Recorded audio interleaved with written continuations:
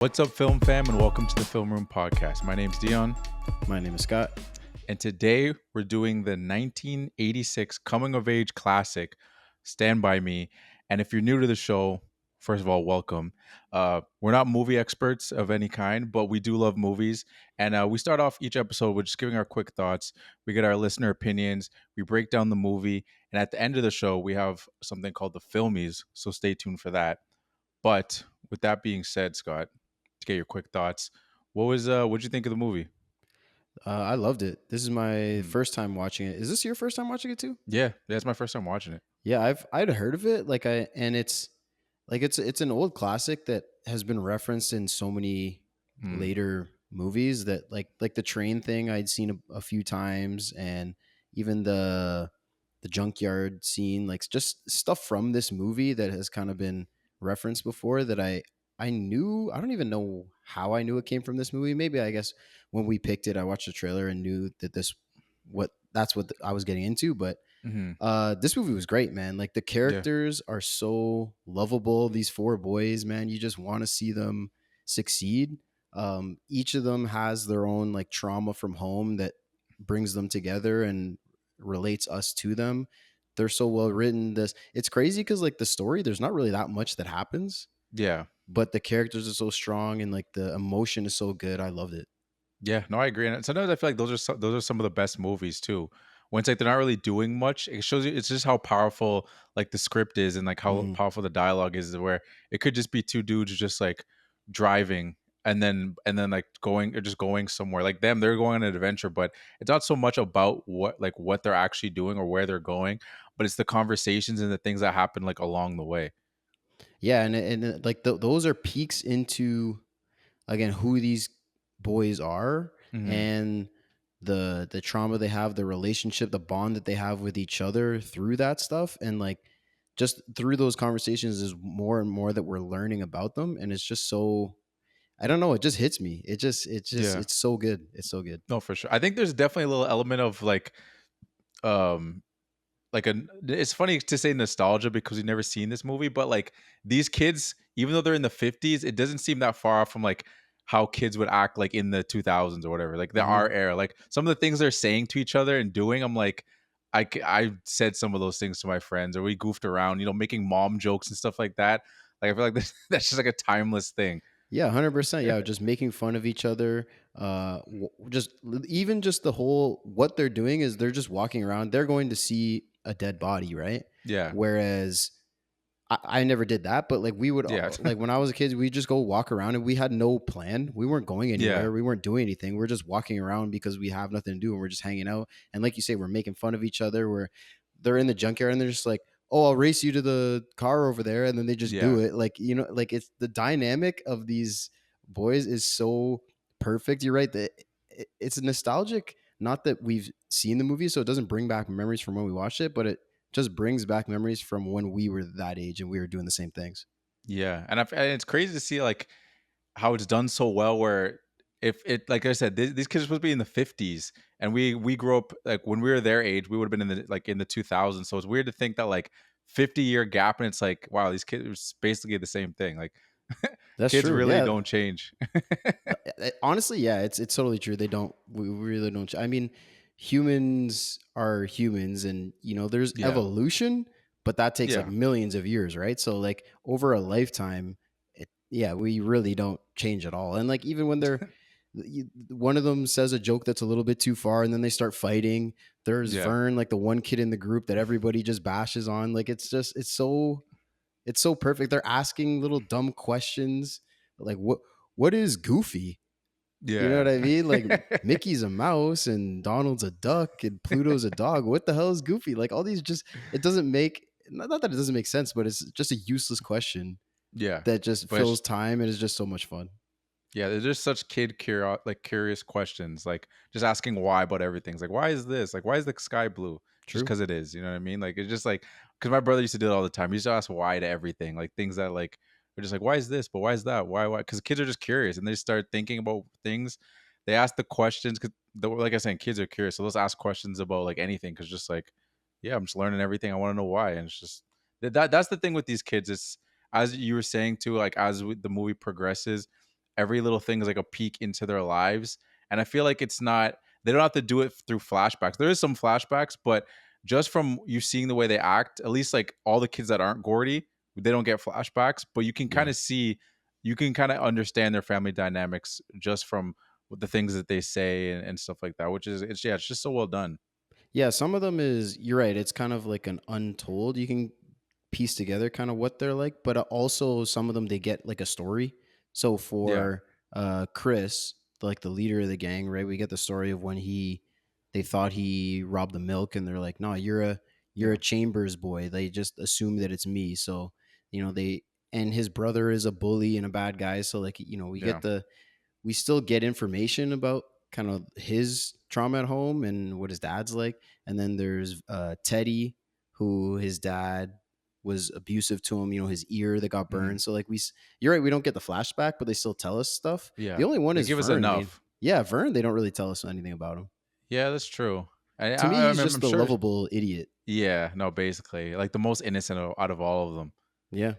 for sure. Yeah, but did you have the last thing I'm curious because I want to hear from the family, but did you have like high expectations going in, or did you kind of like not have like a baseline? Like, Ooh. no, did anyone hype this movie up to you, or it's just you heard it because like it's just one of those movies that is a popular, but you're on in I film culture. I guess I didn't really think about it going into it, but now that you ask and I'm thinking about it, I guess I did have high expectations Hmm. because like I said, I'd seen it been referenced before, like Boys in the Hood, a big movie. Like we did that movie and we talked about it, and I love that movie, and just wanted to go see a dead body. Like Yeah, I knew that was from like a callback to this movie. So like just the fact that other classics and other, even if they're not big movies, just a lot of people are referencing this movie and it stood the test of time.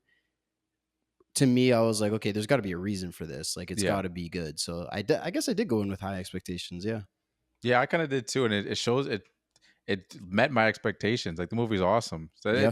it's always tough too because you always go into movies like, oh man, I keep hearing this is good. It's just like you want to turn off your brain and not try to like overanalyze to be like, why is it so good? But like the movie lived up to what everyone's talking about, so I didn't even have to fight my brain on this one. Just sit You're down and right. relax. Yeah. Sometimes I do kind of, yeah, find myself going into a movie that is a classic, and if I'm not loving it, because sometimes things don't age as well, and there's a lot of stuff from this movie that doesn't age well. Just Oh yeah, the stuff that they're saying, it hasn't aged well. But uh, yeah, sometimes I go into a movie and it's like, I don't know, I didn't love it, but like it's it's an all time class. Everybody loves it. It's so well received. So I don't know. I just hate that feeling, being like I don't see it. yeah. No, But this same. one, I totally get it. Great movie. Yeah, 100%. But with that being said, I think it's time to hear from the family. Let's do it. Let's hear from the family. I don't have friends, I got family.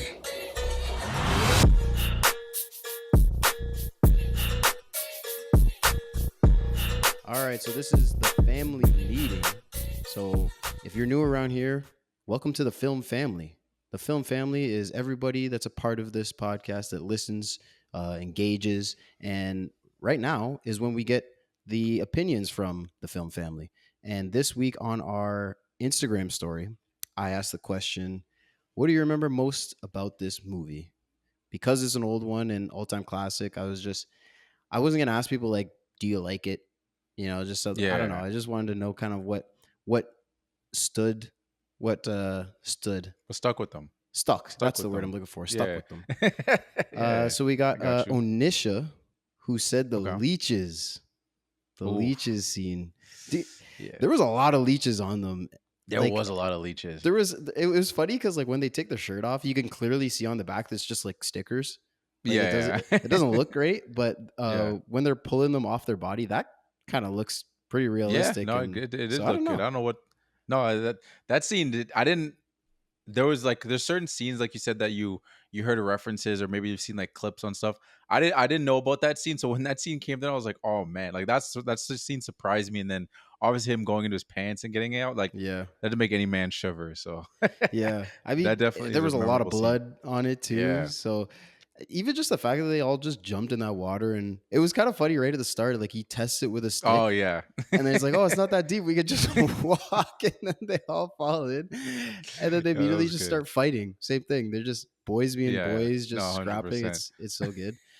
Actually, something that's funny about that is I read that they built like a man-made pool for that Hmm. scene because they didn't Okay. want the actors to like they don't know what's in a pond, right? Yeah. But apparently they built it at the start of filming and they didn't get to that scene till like a month or two later. So sitting out in the not desert but out in the wild, I guess. Hmm. Uh it kind of like grew stuff and stuff was swimming around in there Oh anyways. really? Like it basically just became a Like a a pond. natural pond at that point, yeah. It's hilarious. Yeah. Why did they just not shoot it first? Shoot that scene first. Yeah. I don't I wonder. know. I guess I don't know. I guess 'cause when you're dealing with kids, maybe you want to kind of go in order so they can Mm, tap into those emotions in order. I guess. Like I don't know. I'm just talking on my ass. I don't know if that's yeah. actually Yeah, that could the be it. reason. I'm trying to think of why you'd make a pool and then not use it immediately. Yeah. It's a good question. I Maybe don't it know. was like there's trees and stuff around, so maybe they wanted that to grow in a little bit and Yeah, maybe. I don't know. I- But that stuck with Onisha and this I could see that.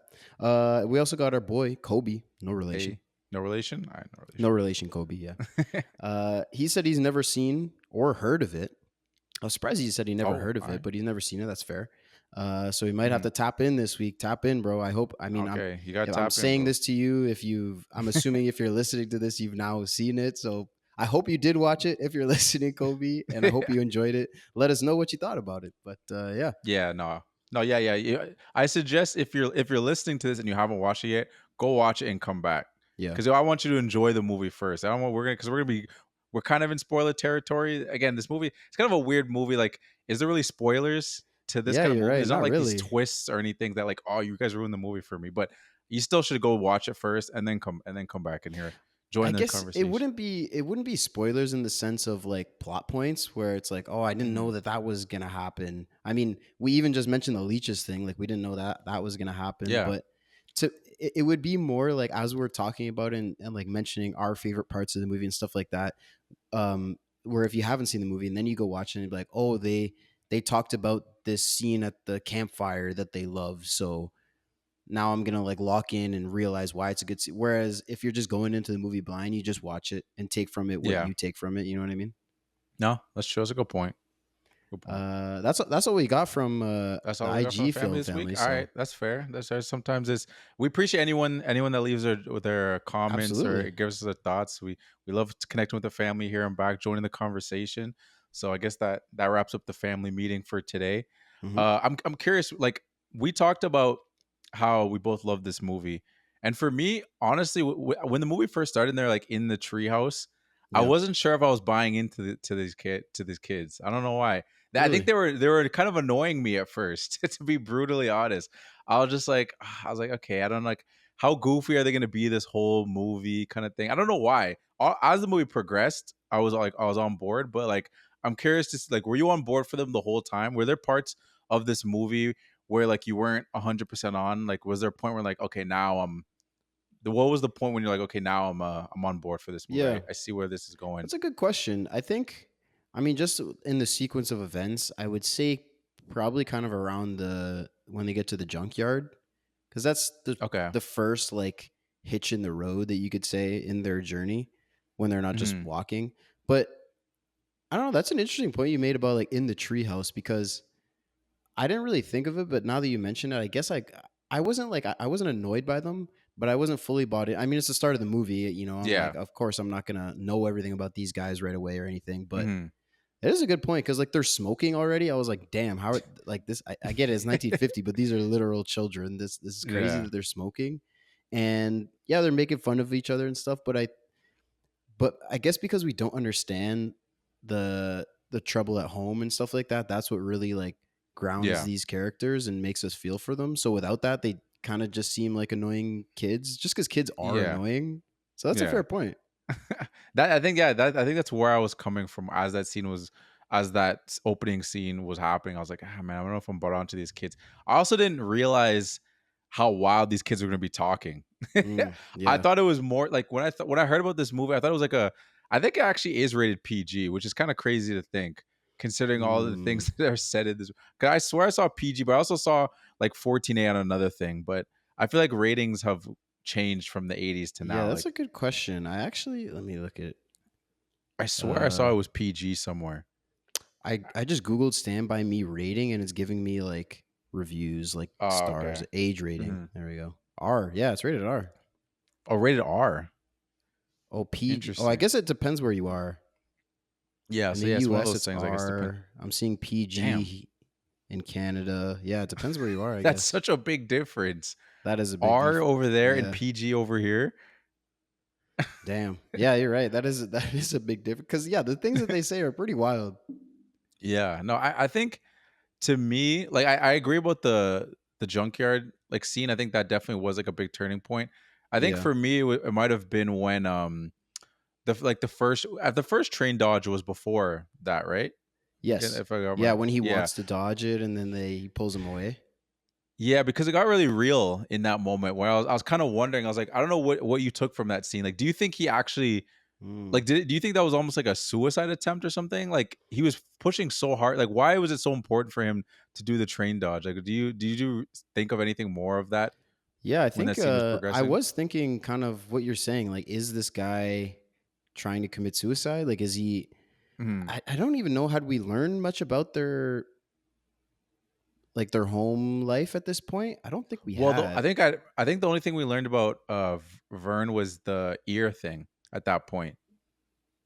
Oh, that's Teddy. Teddy. Yeah. Teddy, sorry, yeah, Teddy, Yeah, I think you're right. Yeah, true. They did say like his dad. Yeah, he did. I think even in the treehouse actually, because there's the narrator, right? So he was. yeah, I think the narrator was saying, and it's old Gordy.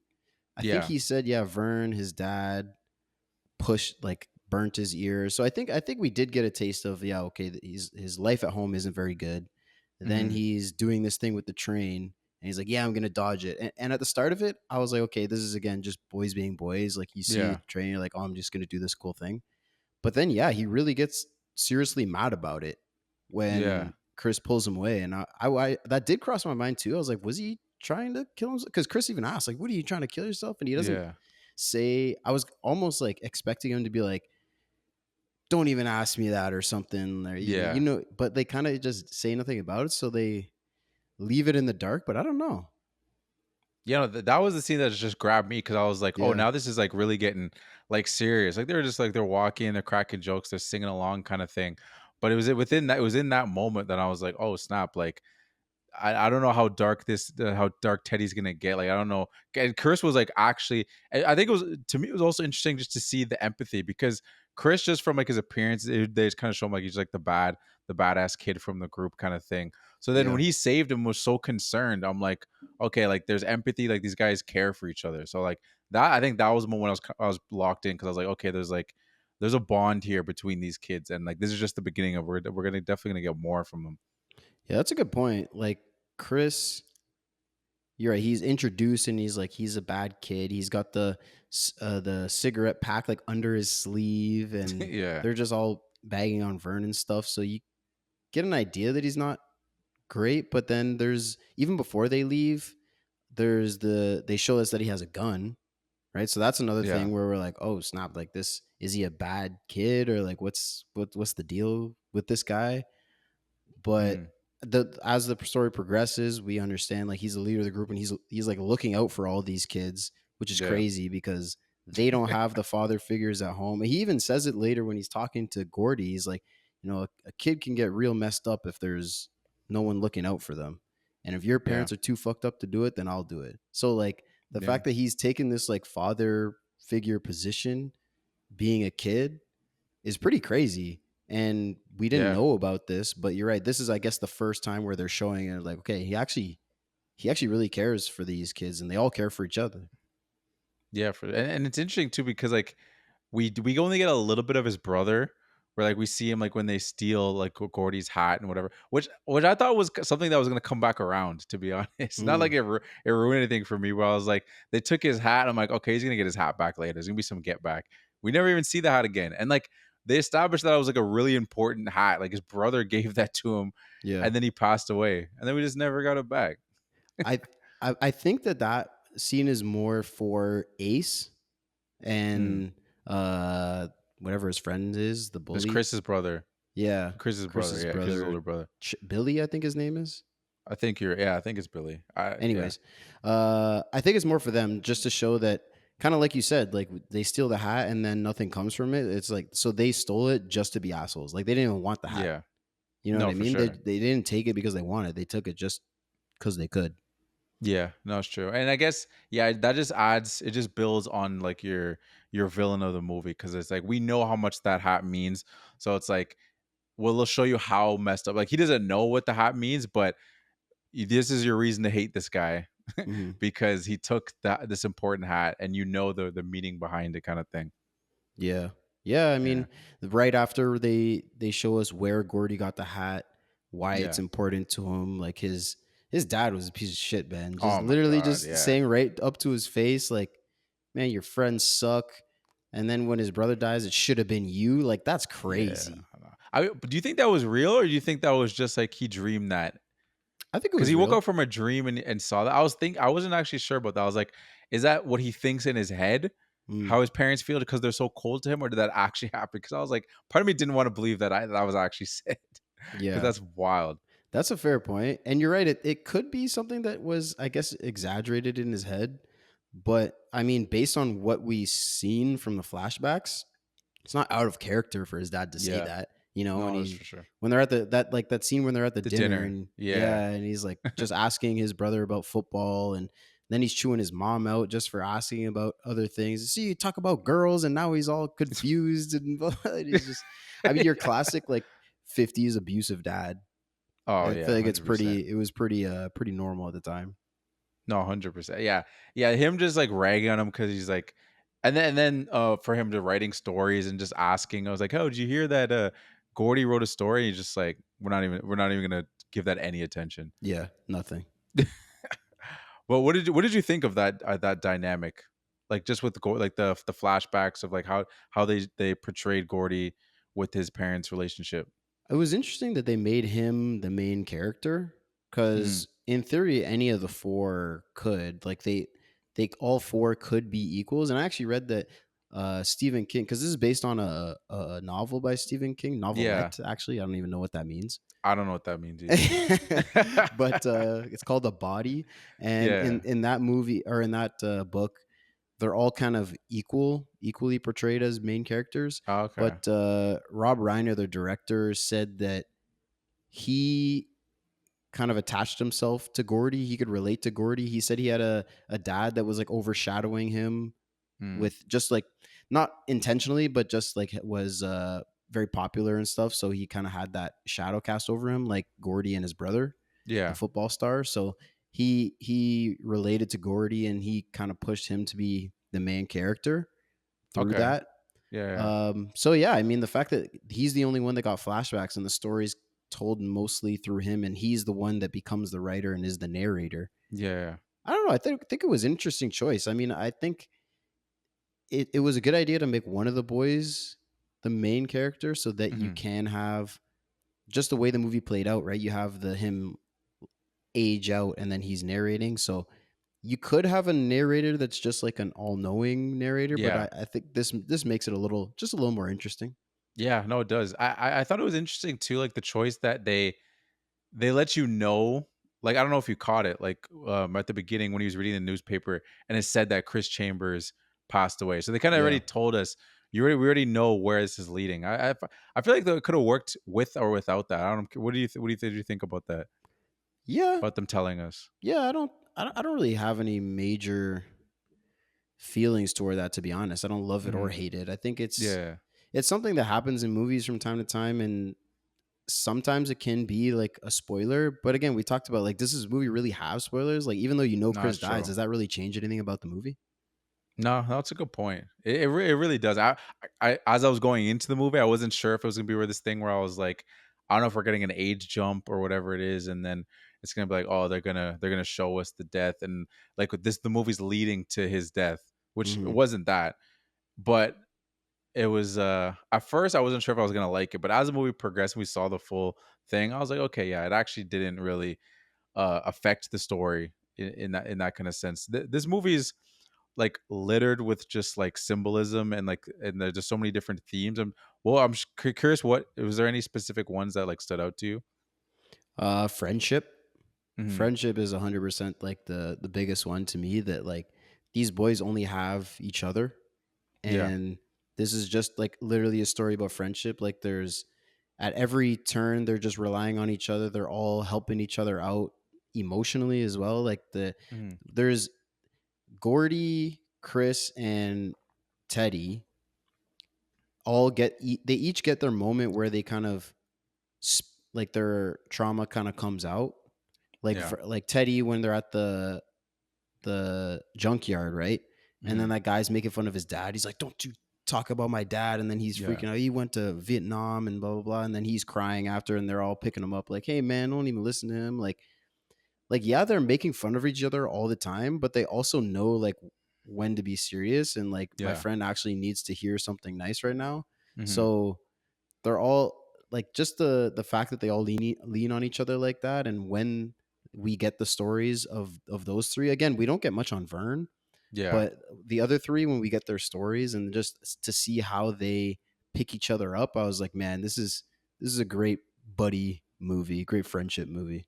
No, it really is. Part of me actually wonders, like, um, I mean, I guess we'd have to ask like, someone, like, because my thought is like, I wonder how this movie connects with girls, with women, Mm, because like it's very much like not necessarily you can't necessarily empathize with these kids, but like we were talking about the nostalgia thing of like how these kids act and like how they're kind of like just punching each other, two for flinching, like all those kind of yeah, things.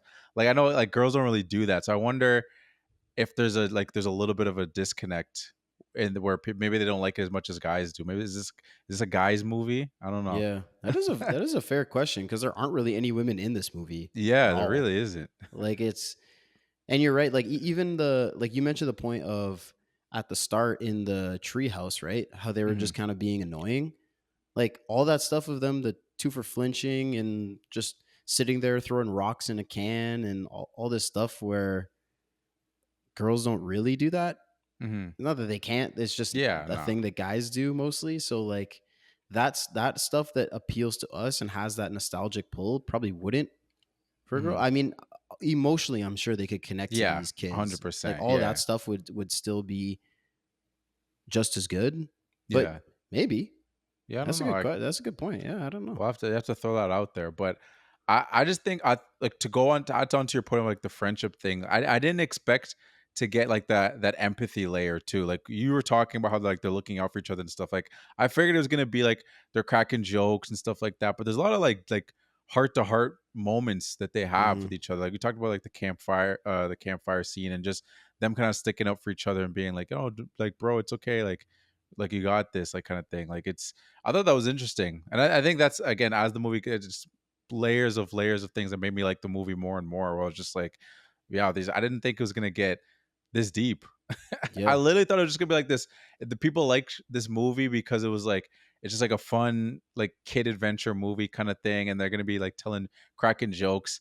I didn't think it was. I had no idea that it had this that much like heart to it. yeah. No, I totally agree. And like Gordy at the end when he sees the body, he's like, my dad hates me. Like and he's Yeah. crying. And like that's another thing too, is like these boys, their performances, all of them were Oh amazing. yeah. All No. of them were incredible. So like when they're telling these stories and they're crying and they're the emotion that's coming through in the performance is amazing. So that that's a big piece of it too.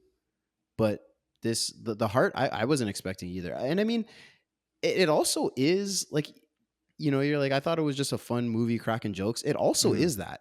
No, it is. Like Oh, there's yeah, a it lot of definitely is. funny parts of this movie, and at the end of the day, it is them just walking around and just being boys. Mhm. No, it's true. I was kind of curious because to me, like I didn't initially pick up anything up of like why do you think they're going on this journey? Like you think it's just like an escapism kind of thing? Like they're doing like they it could have been anything and they all would if they said, hey, let's all go do this. Like it didn't have to be the dead body. Like, do you think there's specific reason why they're all doing this? It could be. It could be your point of like the escapism, because like we said, they all have problems at home. They don't want to be home, right? So if Mm, it's anything, then it's like an excuse to go away and yeah, get out of the house and not be around my parents or my brother yeah, or all these people that are abusing me, or just a situation I don't want to be in. But I don't know. I feel like it was. I took it for what it was when they explained it in the treehouse. They're just like, "This is a dead body. We could find it and be heroes." And yeah. I don't know. Like that's, as a 12-year-old boy, that's something that would appeal to me too. Be like, man, No, if for we sure. find this thing and we could tell everybody about it, it's gonna be so cool. Everyone's gonna think we're heroes. It's gonna be great. Yeah. No, I guess part of me wonders like if we break it all down, like I feel like what Gordy's. I wonder. Me, I'm trying to make a connection of like Gordy's reason is like something to do with his brother. I don't know exactly what, Mm, but it's just like, do I want like just seeing a dead body gonna do something like that one? That was a connection I couldn't really make. I understand Chris's reason where it's so much like everyone in the city kind of looks at him as like a bad person, and the yeah. idea of like being a hero. Maybe people will look at me different. Like if I find the kid's dead body, and then people start looking at me differently. And then with Teddy, his dad was at war, and he like thinks, and then maybe he's connecting that in some way of like also trying to be a hero because he thinks like, oh, my dad was at war and like he was a hero in that sense, so I want to be like him. But also, he's I think he's like a mixed. He is clearly has a mixed relationship with his dad because he defends him, but Right. also his dad hits him. So like I'm sure there's like a not sure there's definitely a love hate thing with that. Yeah, yeah. I mean, it's even into the dialogue. It's one of the things that the narrator says. He's like, I didn't understand how he could love his dad Yeah, when I wouldn't want any parts. I'd want to have to do with him at all. Like yeah, it is just like it's something that's ingrained into us, right? Like our father, hmm, like it's blood, right? So you yeah, have that connection with Gordy. I think you make a good point about Chris. Everyone thinks he's a bad guy, so this is a way to kind of redeem that. With Gordy, I don't think it would be his brother. I think it would maybe be his dad. He'd be thinking, okay, mm, if I find this and then now I'm a hero, maybe he'll notice me and he'll actually yeah, like care about something that I'm doing, right? Because everything that he's doing, his dad just doesn't care. yeah. No, that's true. No, that's a good point. With the Vern, I think it's hard because it's like we don't know too much about him, so we don't really know. I think it's just I get to hang out with my friends, maybe. Yeah. Yeah, I think Yeah. Vern is more just like the simple guy. Like Mhm. and the fact that he's there, like he was killing me the whole movie. Oh yeah, no, he's He was great. so funny. Like the two for flinching thing was great. Even when he gets Teddy on the flinch and then Teddy punches him, he's like, "Yeah, Yeah. two for flinching." And he's just like he's just confused. He's like, "Wait, what? I thought I get to punch you." And there was a few times where he did his sincerely. He's like, "Yeah, Oh man, yeah. I did this sincerely." That's just his thing. Oh, he was hilarious. Vern was Yeah, no, killing he me. crushed it. What was the thing that killed me? It was when he well the Pez thing was funny when they said we Mm, could eat one thing. He just like Pez cherry, no question no asked. Like I was question. like, Yeah. yeah, no question. When he dropped the meat off of his stick and Oh then he yeah. just like picks it up, he's like, "Yeah, I got it back." Yeah. Like he's Oh, so such a lovable idiot, man. oh yeah, he's so good. Oh, there was another one line that he said too that killed me. Oh, it was when he was when Gordy was telling the Lardass story, and then he Mm. asked him, he was like, "Did Lardass have to like to pay to be in the competition?" And he's like, no. And he's like, oh, okay, cool. I'm just like, what? And then he goes off telling his own story, and then Chris is just like, "Bro, shut up. Let Yeah. Gordy tell this story. He's the storyteller." He's like, "Oh yeah, okay, yeah, sorry. Go ahead, Gordy. It's a great story." I Yeah, love man. Vern. Oh yeah, he's absolutely great. He's absolutely great. Did Um, I yeah. There's one thing that I noticed at the start of the movie. So Mm, it's right when Chris and Gordy meet up, right before he shows him that he has the gun, right? yeah. So Gordy's walking down the street. We get this cool shot of him like face on as he's walking down the street. He's got his Yankee hat that his brother Yeah. gave him. He's all got his suitcase, or not a suitcase, but his backpack and Yeah. stuff. And then Chris pulls up on he's hitchhiking on a truck, right? Mm. And he was going the other way. Where was Chris going? Oh yeah, that's true. He hops off the truck and then walks back the other Yeah, direction with Gordy. I yes. actually, now that I think of it, maybe he was going to Gordy's house and he was going to meet him Oh up yeah, with him there. maybe. Yeah, Yeah, yeah, maybe. we'll Yeah. say that. But I wrote that note down. I was like, where was bro going? No, it's a good point. Yeah, because as you say it, I'm like, yeah, where was he going? Yeah, that's a funny point. Did you catch any any like symbolism things? Like the one thing I saw one thing about like the train, like a Mm. theory about the train. I don't know if you saw anything in there when you're doing your research. No, what's the theory? I'm interested. Well, I saw this thing that they were saying that the train represented like repetition, like in the cycle of life. Because it was saying like the train keeps passing by indifferent to the boys, and it mirrors like life continues. Like even in the face of trauma and like personal uh what's it called? Transformation, like it just keeps going. You know what I mean? Like they're always talking about like a train can hit someone and then like this life goes on. Like that kid got hit and then things just keep continuing, which I thought was because like there's so much train. Like they're on a Yeah. track and they're always like worried about like the train dodge, and then they almost get hit by a train, which was that was a crazy scene. Yeah. Yeah, that one that's the one that I'd seen referenced a whole bunch, like him putting his hand on the track and like feeling for the vibration Mm. and stuff, and then when they start running and everything. Uh, so I guess that theory is more just like the train, like the idea of the train, like that's over the whole movie, not Hmm. necessarily specifically a train dodge or that Hmm. the bridge scene. That doesn't make sense though. Like No, yeah, I think that makes sense. no, for sure. Because I part of me wonders. I'm like, they could have just had them walking down a path. You know what I mean? I feel like it Yeah, was put in there because they want there was some kind of symbolism they wanted to add, like with having the train in there, which I thought that was interesting.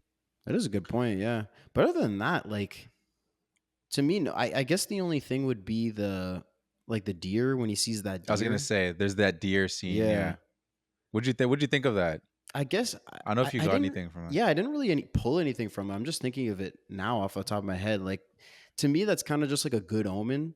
Like in a Yeah. lot of movies, there's like a bad omen. You know, if you see crows or something, it's just like that feeling of death.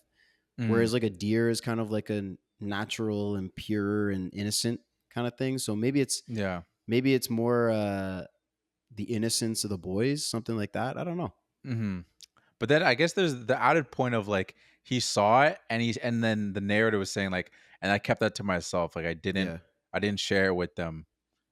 And I wonder if that's like a thing of like because at that point did he tell his story already? I'm trying to remember the order of it. Did he tell the story? Or did you see the deer after he told before he told the story? About his dad and his brother. No, but the like the the lard ass story.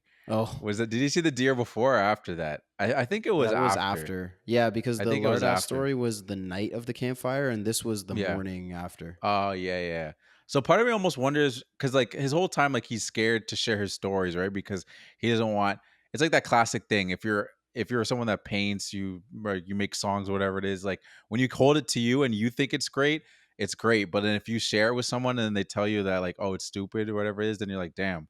You know Yeah, what I mean? I think that was why he probably never wanted to tell a story. And then even when he told a story, like they liked it, but even Teddy had some things. He's like, I think you should have changed the ending, kind of true. thing. Yeah, So maybe for some reason that's why he kept the deer thing to himself because it's just like I'm not gonna let anyone judge this moment or like say anything that can just ruin that. I had a nice moment and it's just keep it to myself kind of thing. and I think it could also be connected to his dad as well, because that's really the heart of his trauma, and that's something that drives Yeah. his all of his decisions. So maybe it could Hmm. be something like, I mean, he's with his friends, so it's a little bit different, but Yeah. it could be something like he was scared to mention it, and then them just being like, so like Yeah. whatever, like just not caring. Like I feel like he's just so afraid of someone not caring because he goes through this every day. Like he's Yeah. someone that's looking for someone to not attention. Not he's not looking for attention, but you know what I mean. Yeah. No, I get you. And yeah, I think that definitely is part of it.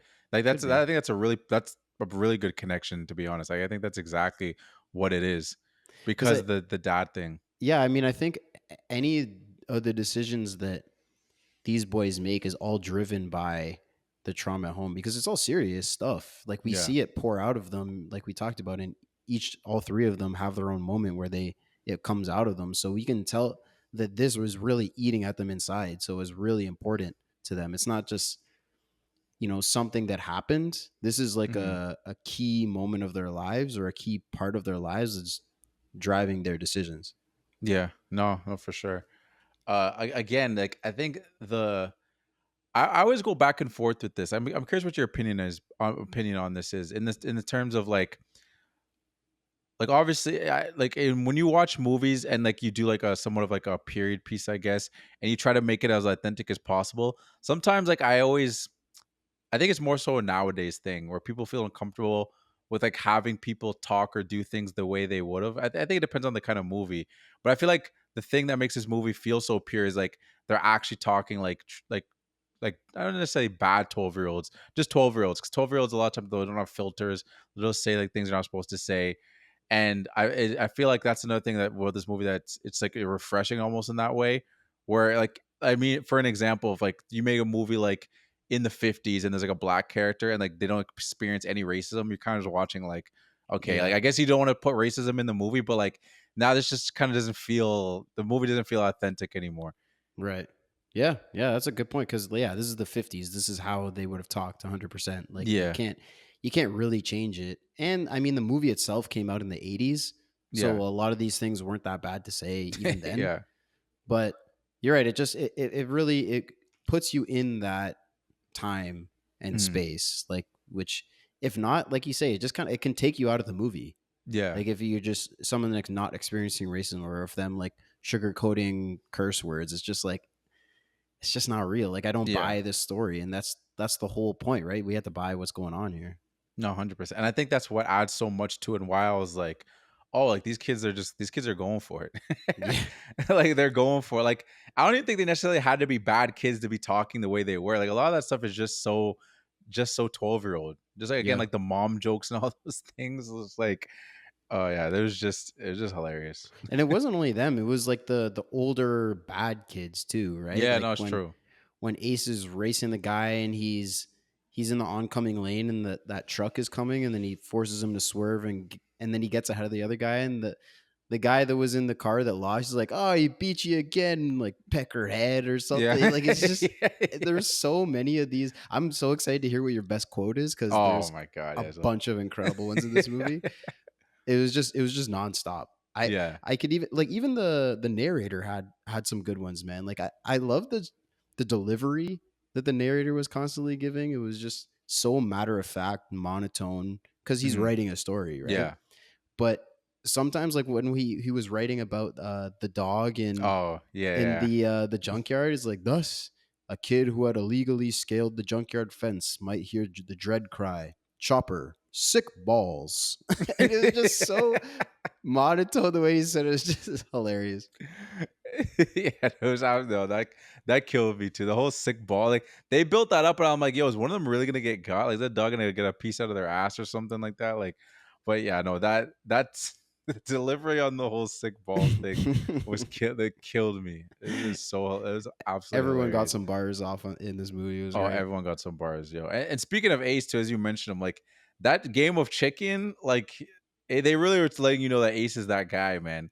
Yeah, He didn't even sweat of that truck even hitting him. I mean Absolutely insane. yeah, he's like the big bad of the movie. But I will say, like at the end when he pulls the knife on Chris, and Mhm. he's like, "Your Chris doesn't back down." You know, props to Chris. And Yeah, he's like, "Sorry, you're gonna have to kill me, Ace." And he says, "No problem." Comes up, like puts the knife on to his throat. Gordy obviously stops him with the gun, but like yeah. he was just about to kill this kid. Like Yeah, what? I know. Kill a 12-year-old? Yeah, I don't That know. was like, yeah, he had bullied him, stole his hat. He played that game of, they're mashing mailboxes, playing the Yeah. mailbox baseball or whatever. But like, that's a big jump from that to murder. Yeah, no, yeah, 100%. No, I agree. Like, yeah, Ace was just like that classic, like just mean as can be. Like, I mean, it felt like an '80s bully, but it was a bully in the '50s, and yeah, they did everything just to show you like this guy's bad. Like, they get razor tattoos. They don't Oh even. yeah, Yeah, they get snakes just because like snakes. yeah. But that is a good point though. Yeah, I didn't think he was gonna kill him in that scene, but I was like, damn, you're really about it like that, like Ace, like we're really gonna go here. I'm like, And how are we gonna justify this? yeah, you guys are gonna get the credit for finding the dead body, but you also contributed to another dead That's body. what I mean. Like, what's the plan here, bro? Yeah, Like, what do we get to do with it? Maybe they just lie and say I mean, it's Chris Chambers, right? He's the bad kid, so Yeah. it'd be easy to convince the cops that he, I don't know, Killed did some. someone? Well, Oh, he's the one that's dead, yeah, so I guess they that's could just true. say like he came at me and I defended myself, or I don't know, you know what I mean? They'd be able to Yeah. come up with something. Yeah, that's true. Something tells me that Ace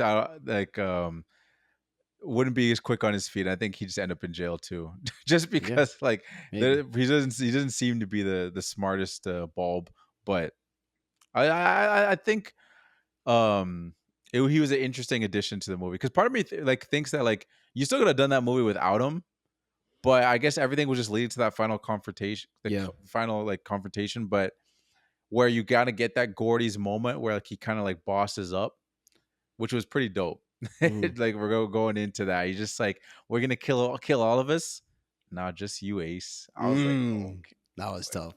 okay. That was Yeah. pretty tough. Yeah, I was like, 100%. I okay. was thinking that too, though, throughout the movie. Like they kept going back to Ace and that gang Yeah. just messing around, being bullies and whatever. And I'm like, why are we doing this? Like, Yeah. why? I don't care about these guys. Like, what's the point of showing us them? Like, they're not.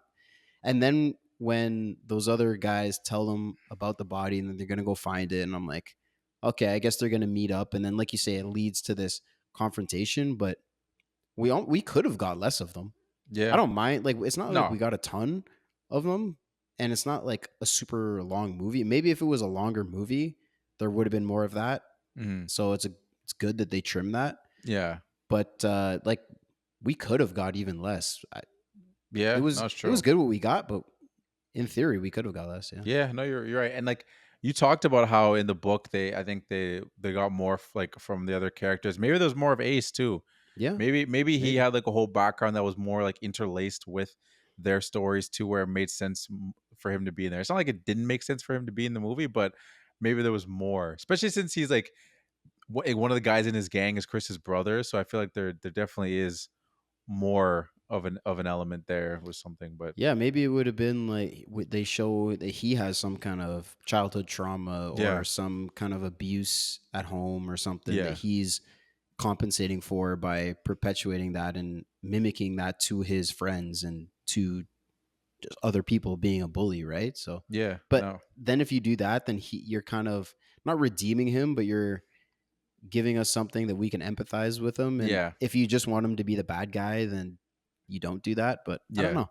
No, it's true. There is always that fine line too, right? Like when you have a villain, but then you give him like a backstory that's like sad, there's Hmm. always that fine line where it's like, yeah, I kind of feel bad for him. But then you just need him to do like that one thing where it's like, okay, like I understand that like maybe your parents were kind of mean to you and stuff, but like I don't know if you should be killing 12-year-olds. Right. Like, you know what I mean? Like I don't know. I don't know. He didn't do anything.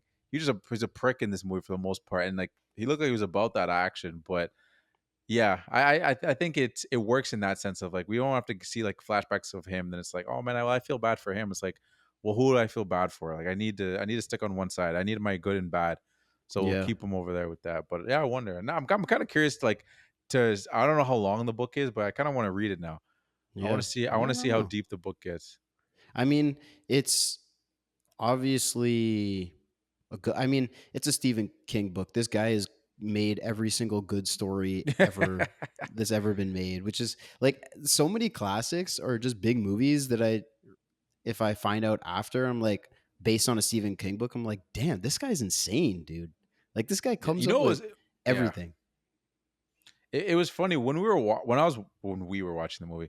When I was watching the movie, I part of me was thinking, I was like, this kind of feels like a Stephen King book. I didn't think I even know beforehand. I was Really? like, this feels kind of like a Stephen King story, just because it's like it made me think of it, like the it because the It movie is about like these. I think they're on the same age, like these 12-year-old kids, and they're getting like haunted by this clown. And it's not more so like the stories are the same. It's more so all the kids in it are troubled. Like they have Mm, like one of the kids, his mom is like overprotective, never lets us do anything. There's actually a girl with among those kids, and her dad is like kind of like a creep and stuff like that.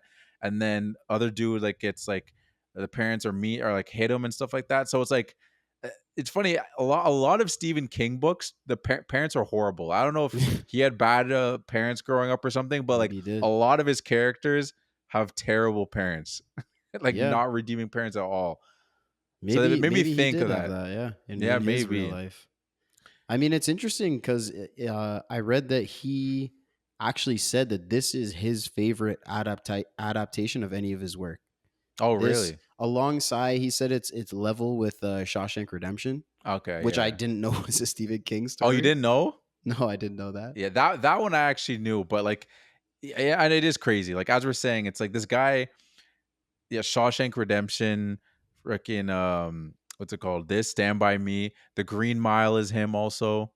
I don't know if you knew that. Yeah, yeah, And I then did know that actually. Yeah, what was the other one? I mean, it is just like was like a big one too. Like I think obviously people mostly know him for like, the Misery. People like Carrie mostly know him for like the horror movie stuff. yeah, And this one, like, it could have been more horror. It's kind of like off on that line. Like the fact that it's even called The Body, it kind of like has. I don't know if the book has more creepier elements to it. Like I don't know if like when they're in the forest they get kind of scared because it's like they're 12-year-old kids in a forest. You know what I mean? Maybe there's like a right, scary element, like the sounds. I guess they do kind of get scared from like the wolf sounds and stuff like that.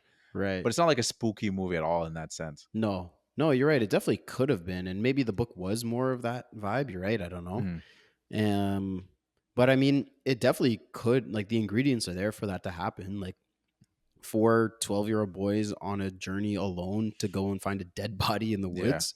Like that. No. That is the right. If I told you that was the premise, you'd probably assume it was a horror movie, Yeah, right? 100%. That was killing me too, though. When they're like, okay, we got to stand watch, and then they all have their spot with a gun, and they're all just chilling, all three of them. And then when Mhm. Vern gets it, and he's like, oh, oh, Oh, oh, yeah. there's just like bugs, like and frogs croaking and stuff, and he's just Yeah. freaking out at all of them. Man, Vern, Vern was killing me the whole time. Oh, no, It he was was great. great, man. He was absolutely great.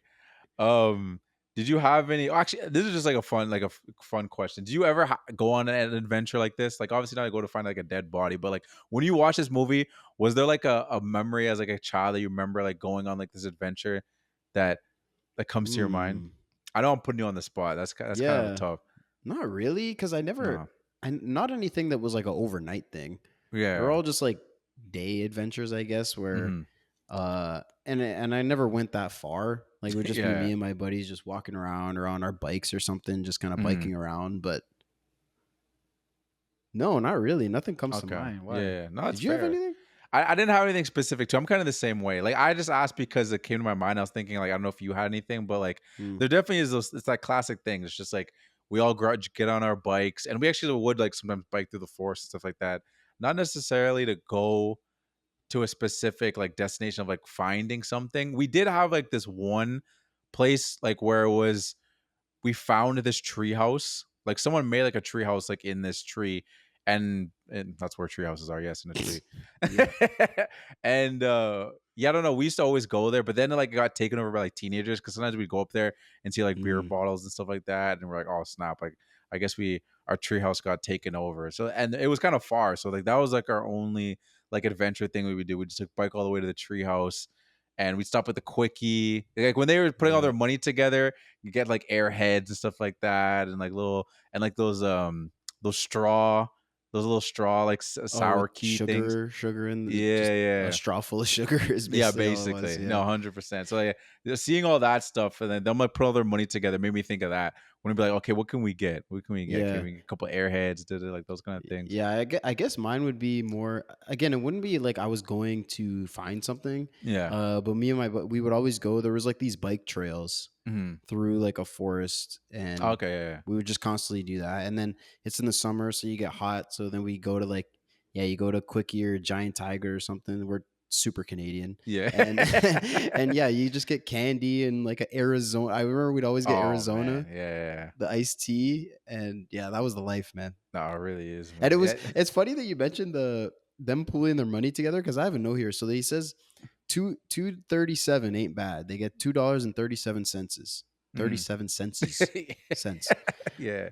Bro gets 3 Cokes, a bunch of ground beef, Yeah. burger buns. Like they have a full meal for 237, man. Yeah, I know the Crazy. times, man. That is crazy. Like when they're pitching their money together, I'm like, okay, they're gonna get like maybe call like bag of chips or something like that. But yeah, when they came through with all that stuff, I'm like, what's the inflation on this? I was like, I'm like, it is, yeah, it is like 70 years ago now if we're doing it from where we are now. But I'm like, damn.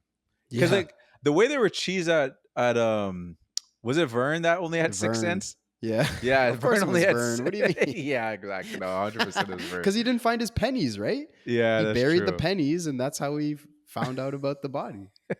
And he's like, and Vern, 6 cents. Yeah. He's just I like, haven't found hey. my pennies, Yeah. guys. Oh no, Vern is great, man. Did you have any final thoughts? Like any facts you wanted to I got well before filming.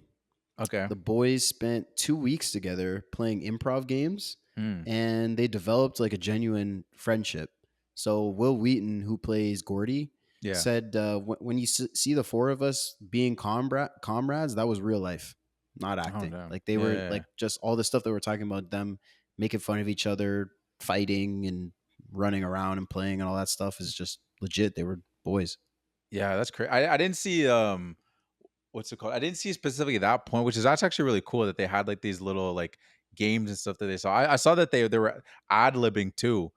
Like Mm, there's a lot of ad lib jokes in there too, which is just crazy to think like these kids are which coming up with all these little things, and it's like it shows on screen that they were yeah. actual friends because it felt like, oh, these guys are actually like boys. Like they're ripping at each other, like just like the way they're just pushing each other and stuff. Like it really came across on screen. Yeah. You could really And tell when that. they're, like we said, when they're like helping each other out through their trauma, like Mhm. when Gordy's crying about his dad, like my dad hates me, and Yeah. Chris is right there, he's like, man, he doesn't hate you, he doesn't know nothing, he just doesn't know you, and he's sad about your brother. And like it feels genuine, it feels Yeah. really real. And when Teddy's crying because his dad and the guy at the junkyard that's making fun of his dad, and they're all, and this was an authentic thing too, because this is something that, again, the guys would understand, kind of like your point about not sure if girls would get as much from this. Mhm. But when Teddy's crying about his dad and they're all like trying to cheer him up, and he's just like, man, just forget it, like don't even worry about it. Like because he's embarrassed, right? Yeah. Like when you're crying about your dad and like people are trying to cheer you up, and you're like, man, just don't even worry about it, all right? Like I'm fine, like I, you know what I mean? Like it's Yeah. just, Trying to stay it's, tough. Yeah. yeah, it's just so authentic, like seeing all this stuff. And like I, it's so perfect, it's so on the nose, their dynamic, like whoever these, it's like these 12-year-old boys are 12-year-old boys, they know what they're doing, Yeah, you know what I mean? yeah. No, 100%, 100%. It's sad too because I remember I was like I didn't know about like the guy that actually played um Chris, like Teddy. a River Phoenix. Oh, Like, did Chris, you yeah. see a bit about his story? No. No, like like the real guy actually was troubled, which is kind of it's a shame. That's why probably why he was so good in the role is Mm, because he actually was troubled, and he actually ended up dying from a drug overdose. Like in like when he was like in his 20s, mm, because like he was troubled and like when he was like on set and kind of like going through like all this stuff and he was going back and forth with like Rob the director, he was saying he's like, oh, this kid actually has gone through stuff, like is like he is this character to a certain extent, which is why it translates so much on screen, which is yeah. it's sad, it's sad to say. And like it's almost like it's Joker-esque, like Heath Ledger-esque, where it's like this guy's troubled and he's just tapping into it, and you get a great performance out of it, but like what's the result in the aftermath of that role, you know what I mean? Right. Like, yeah, we got a cool movie, but someone died from it, Yeah, right? no, exactly. It's just I wild that he played that character and literally the exact thing that happened to the character happened to him, to not the mm. same exact way he'd passed away, but just with having a troubled past then moving forward with it. Yeah, I mean, that was something that I read that Will Wheaton talked about as well in an interview, was that all of those four boys were the characters. Like Oh, okay, yeah, like he was like, we were the characters we played. He said I was awkward and nerdy and shy and uncomfortable in my skin and sensitive. yeah. So all the aspects of Gordy. I said River, who played Chris, was cool and smart and passionate, and even at that age, kind of like a father figure to us. Yeah, So like Chris, like I talked about how he kind of takes that leadership role. He was like that in real life, apparently. And you talked about his trauma that he's pulling. Jerry, who plays Vern, he said yeah, was one of the funniest people he had ever seen in his life, either before or since. So just a funny okay. guy. And Corey, who plays Teddy, Hmm. was unbelievably angry and had a terrible relationship with his parents. Oh, So same damn. thing, just Yeah. similar, had a this trauma at home, so he's pulling it from it. So like when they're telling their stories and crying, like it's I mean, it's so hard to say that it works out great because the Yeah. performance is so good, but it means because they're pulling from their own lives, which is very Yeah. sad. No, 100%. Which is like you the whole thing with acting is you when you're getting into these emotional scenes, you can pull in for something because everyone has these struggles, but it feels worse when it's like it's kids, you know what I mean? And I feel Yeah, like that's why like Hollywood's changed in the sense of like they don't do too many of these kind of movies anymore. It's because like it is kind of like a weird like ethical thing where it's like these kids they're not fully developed, you know what I mean? So it's just like they don't even really understand how to like react with this emotion. You're telling them like, you know that thing that makes you really sad. I want you to focus really hard on it for this right. scene. You know what I mean? And like, especially back then, like they don't. These kids probably weren't going like to therapy and stuff like that to try to like understand these emotions. So they just have to tap into these emotions constantly for like the film or whatever it is. And then now it's just like sitting with them, and they're like, "Wow, I actually am sad. Like I know I'm playing like this character supposed to be sad this moment, but I actually am sad." So it's just like it is a shame. Which on what happens with the I get not as much I feel like 'cause they don't make as many like kid movies like that with like such strong themes and having kid actors. Yeah. Yeah, I mean, I feel like if you did it now, you would at least have like a therapist on set almost, like someone that they Yeah. could talk to, but no Mhm. way in the 80s was that a Nah, thing. definitely not. So you're right. Definitely Like not. that's and it probably contributed to the facts that, like you said, River Phoenix, who was troubled, and then you have a director that's like, okay, take that trouble and remember it, and Yeah. like we want you to tell this story that's very similar to what you're going through, and we want you to like be sad about it. Like he's it's just constant reminders, right? So Yeah. it's just constantly beating you down, and we get a Exactly. great performance from it, but this is a person that's going through these emotions. Yeah, that's true. Yeah. One thing I looked up too that I thought from this movie, I was kind of looking up like what was going on at the time because like there's a lot of what's it called? Like you see it just the way these kids are acting, right? Like kind of like they're smoking and all that stuff. I'm why are these kids so bad? Obviously we know because their troubled lives at home. But I read that there was like this was like it was like the death of like rock and roll icons, you know, like Buddy Holly and like and some of the other guys like that died in like a plane crash and they talked about this as like the loss of youth and innocence. Like because like Mm. those were like all everyone's like favorite like young like performers and stuff like they all grew up watching and like that kind of like sparked and obviously it's the end of like there was end of one war and then like leading into another war like later on so like it was like that small period of time where apparently it was a lot of like just troubled youth and stuff like that and they were kind of like tapping into that and I think Stephen King kind of grew up in that time so that's how he could speak on it because Yeah. like he was like I think a 12-year-old around that exact same time too. That's interesting. The loss of innocence is a theme that I didn't really think about, but it is in this movie with Gordy. All the other ones I think can maintain their innocence. They never do anything that crazy, but Gordy has to pull a gun on Ace, Yeah. right?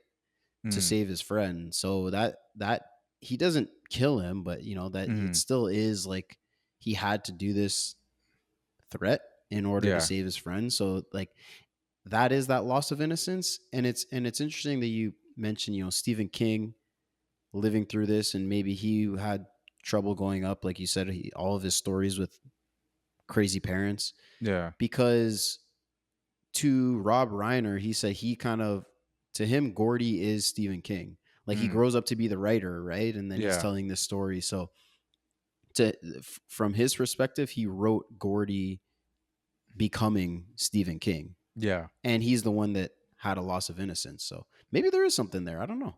It could be honestly Could because I be. did see that. Like I remember I saw a note about Stephen King saying like the characters weren't exactly like bang but he said like oh I had a friend just like Chris. You know what I Hmm. mean? I had a friend kind of like the Vern character wasn't necessarily like a person that he knew, but like he had a friend like Teddy who had a father who was in the war that was abusive to him. So like it literally does sound like not everything was the same. There was no dead body that him and his friends went to go find, but those friends that he had, but not including Vern, were close friends that were kind of were modeled after those people, which Hmm. I thought was interesting. Yeah. Yeah. Yeah. Interesting. Um, I have a question about the story, the lard ass story. Okay.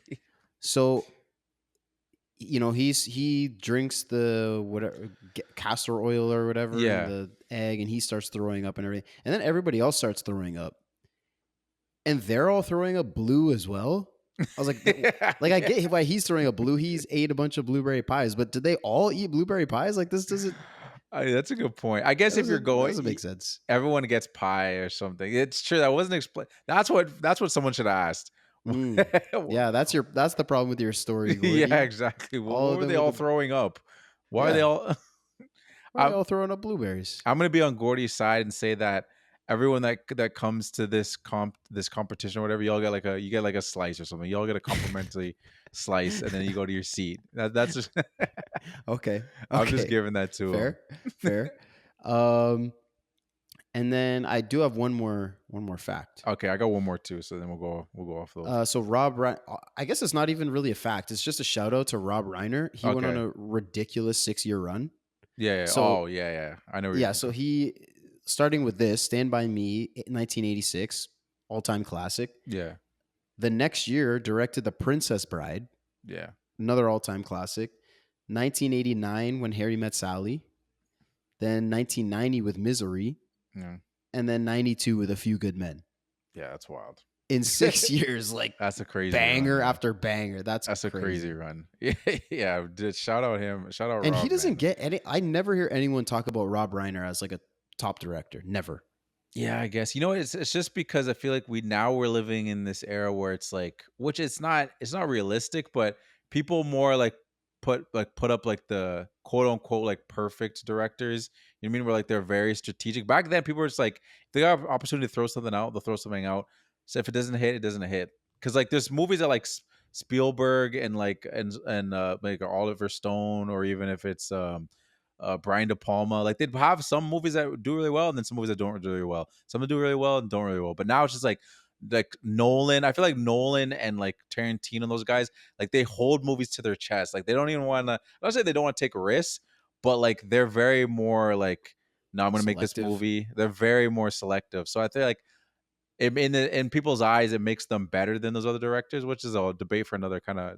No, that's a whole another debate for Yeah. another episode. But though I think that's probably why, because like there's more stinkers and But even like I don't even I'm not even saying like even in the all time conversation, but yeah, I just hear more people talk about even like Ridley Scott and freaking yeah, like who has who made great movies, he made Alien, he made yeah, Gladiator, like yeah, he has great movies, but five straight bangers yeah. No, it's true. like this is like when do you ever hear anybody talk about Rob Reiner when they're talking about directors? No, it's true. You don't. That's a good point. Maybe it's like it's just because he's not out there like that. He doesn't do a lot of interviews or something. Like I can't speak on it because literally all those movies you said, I don't think we were born for any of them.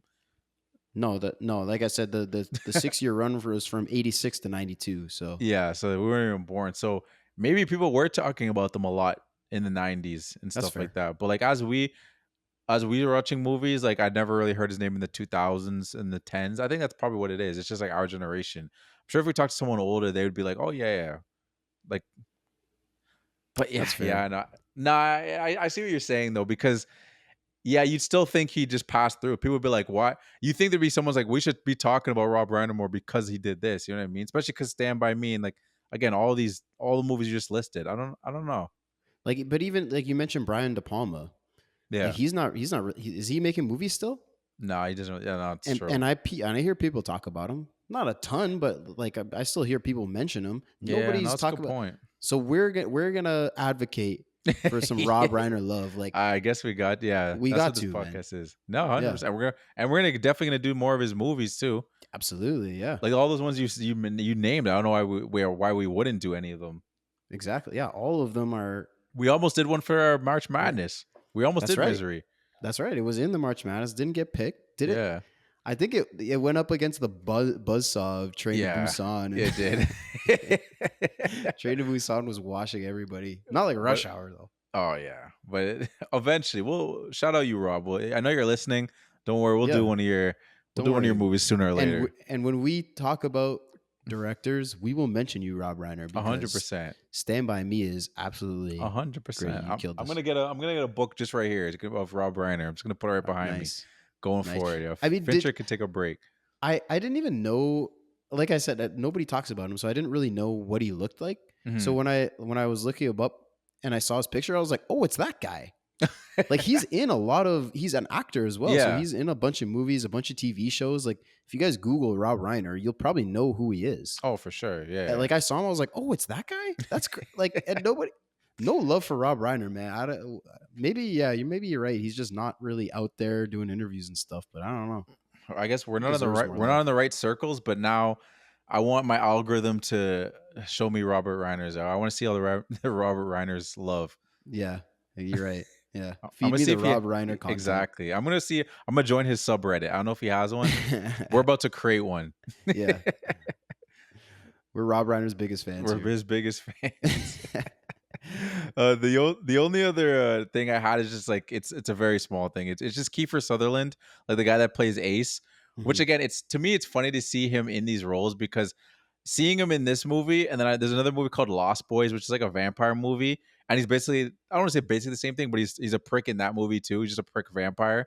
Yeah, And the fact that he went on to be like the lead actor in 24, where he's like the ultimate hero, is hilarious to me. Because in yeah, the 80s, he was always the prick bully. And then in the 2000s come, he's supposed to be our savior for the world. yeah. It's just funny how that happens It's with kind of people. weird that he's probably the most recognizable name Oh to yeah. come out of this. Oh, Josh O'Connor. He's like the guy that plays Vern. He's been in a Jer- couple things. Jerry Oh, O'Connell. Jerry. I'm Josh. I don't know why I said Josh. See, you even said his name wrong. You're talking about you didn't say Kiefer Sutherland. Jesus Christ, I'm saying Kiefer Sutherland wrong. That's a weird one because it's Kiefer Yeah, I know. Sutherland. That's Yeah, I know. yeah, It is a that's tongue twister. Kiefer Sutherland. Yeah. It is a tongue twister. My thing is like you see the Scream thing right here. What's it called? Jerry O'Connor is in the second Scream movie, so I'm Okay. familiar with him from that. And No, then I'm he's all familiar with him, yeah, but yeah. he's not bigger than Kiefer Sutherland, No, he's definitely not. No. 24 which had like is a interesting. 7-year run, I think, or it might even longer to be honest. That show was massive. My dad Yeah. was obsessed with that show. Okay. So, but yeah, that's my last fact. I don't know if you All have right. anything Well, else you want to before let's get into the filmies let's get then. into the filmies.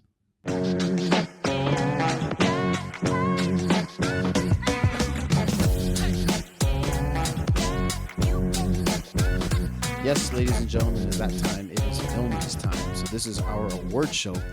We have 6 awards that we give out to the movie that we're talking about. And that first award is our fit check. So what was the best or worst fit of this movie? Who gets your Filmy?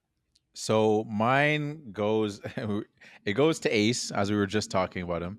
Yeah, And it's okay. for a good fit. I didn't find anything that offended me in this movie. Yeah. But it's very simple. It's his open button up shirt when they're like confronting with the dead body. It's doing most of the work here because he's wearing high waisted black pants, black t shirt. But the open up shirt kind of gave me like a beach kind of vibe. Mm. I'm a guy that I love button up shirts. Like as it's now we're in the summertime. I'm gonna be definitely wearing. I also wear them on the pod too. I like a nice button up short sleeve. So I liked him again, like beach kind of vibe. Had like a red, uh, blue and like burgundy and beige kind of like design to it. I don't even know how you describe that design really, but I know what you're talking about, and the I would describe it's kind of like those old paper cups. You know, they yeah, would have like that. yeah. That's I don't know what you exactly it. call it. Those, I yeah, don't know. That's why I I just don't said the know. colors because I for the life of me couldn't figure out how to describe that. But it's exactly like those cups. That's actually a good, a perfect There's got to example. be a name for it, There definitely is for like that that design. design. Yeah, I don't Old. know. I'm gonna Google old paper cup design. And do you think I'll get anything, I don't or know. do you I think mean, this is just maybe. I don't know what other really designs. They give you some red solo cups, maybe, but red solo cups is a red solo old cup. I don't know. paper cup Old paper cups. design? Hey, Oh, it's there. and Oh, I'm seeing the pictures for it, but there's oh, no really? jazz design. Jazz design. That doesn't sound right.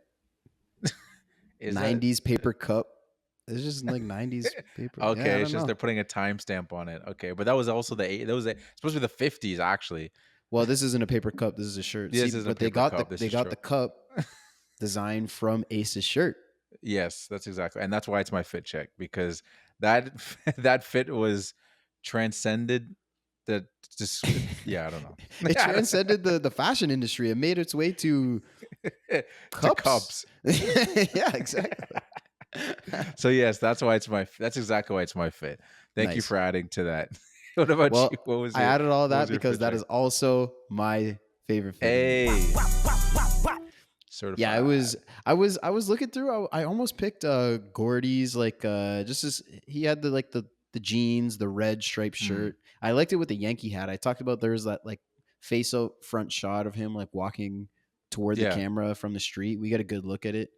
It looked pretty cool, but then Ace pulled up like this. I was like, okay. And the all yeah. black underneath just was clean. No, it was So pretty the shirt tough. really popped. It was nice. They kind of they kind of like this movie kind of bounced to 80s a little bit in that sense. Like that fits kind of an 80s fit. Mm, I know it's an 80s movie, so they're probably like, okay, we're gonna have them have a little bit of 80s stuff in here, even though it's the 50s, because I feel that's kind of like that's like an 80s kind of fit. It's like the high maybe. waisted and then like that beach kind of vibes, but it's I my wasn't fit around for check. So either of them, so yeah, I know. I don't Neither do really know that I much. don't. I just Well, mean it's from both of our watching a fit bunch of checks. 80s movies, That's fair. I've seen that fit a bunch of times. Yeah, That that's fair. kind of fit. Next up, we got our Ferris Bueller Award. So this is our lazy award, something that someone did on screen or behind the scenes that we noticed that is lazy. So who gets your Ferris Bueller Award? So mine, my Ferris Bueller also goes to Ace, Okay. Did you get all and your filmies? no, he didn't get all my filmies. That's the Okay. last one by Ace. That's the last one from Ace. And for me, it's bringing out the knife as we were talking about that scene. And to me, it's like you don't think you can take on 12-year-olds without a knife? Damn. That's a good point. Yeah, to me, that's just laziness because he just doesn't want to scrap. But I'm like, for your boys are there, and then even if they weren't, like these kids are like Yeah. half your size. That's a great point. So to me, he's just be lazy for that. He doesn't want to put in any work. He's just taking out the knife on some 12-year-olds. Yeah. Come on, Ace. That's a good Like, point. Yeah, like he's I don't know, we never really know how old he is, but he's clearly older, yeah, way bigger. Yeah, there's if they didn't have a gun, like they're not doing just beat nothing. him up. Yeah, that's what Like I'm they saying. did this. They did the same thing when they stole his hat. Yeah, He pinned him to the ground with the cigarette. He's like, take it back, take it back. Like, and now you need a knife. Why?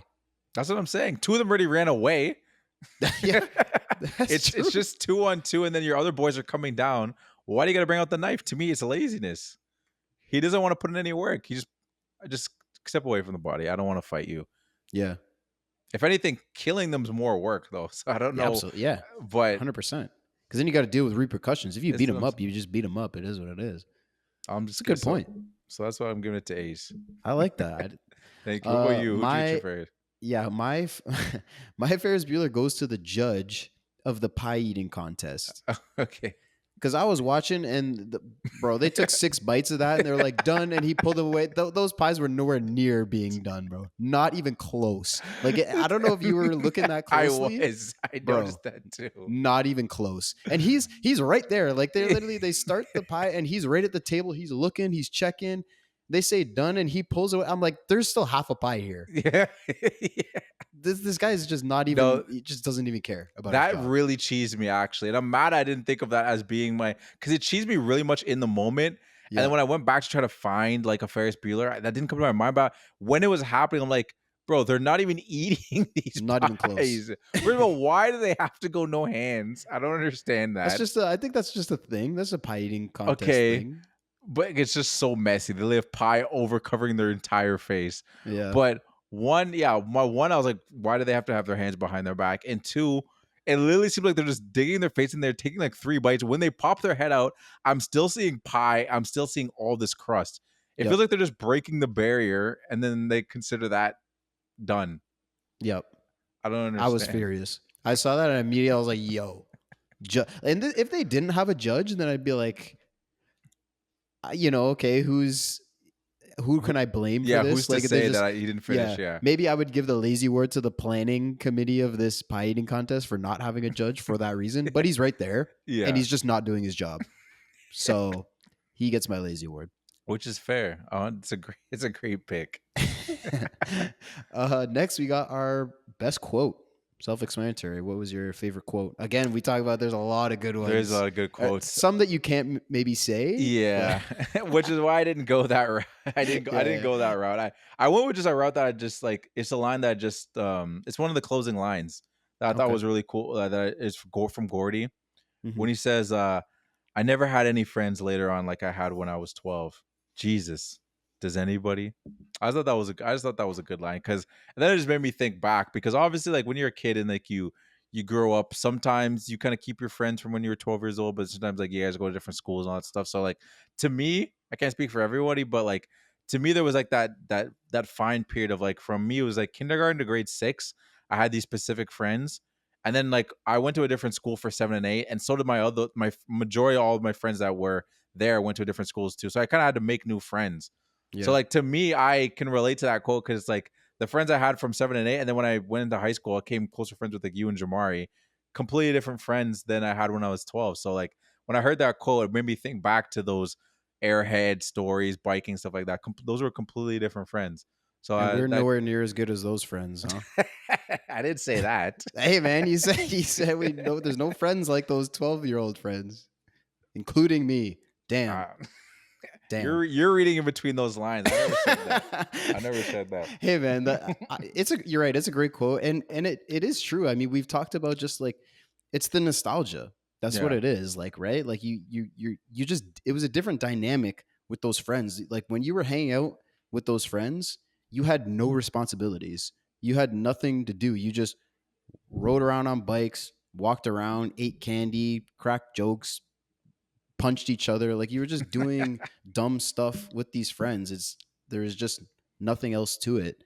And like I said, it's just boys being boys. And it's just like those are very formative years too. So it kind Yeah. of like who you're around is really imprinted on your personality and Yeah. your mind. So like, yeah, there's just you're right. There's no. It's just different. It's not necessarily better or worse. It's just different. Yeah, no, for sure. And like, not to defend myself, I know Jamari might be crying right now listening to this, being like, "What? Oh, you? What about your friends from high school?" Yeah, we're good friends. Nah, we're No, still good. Don't worry, Jamari. Like, we're out here almost damn near 30, and we were playing Ninja at my dad's house. So we that's still true. haven't. We're still kids at heart. We're still 12-year-olds at heart.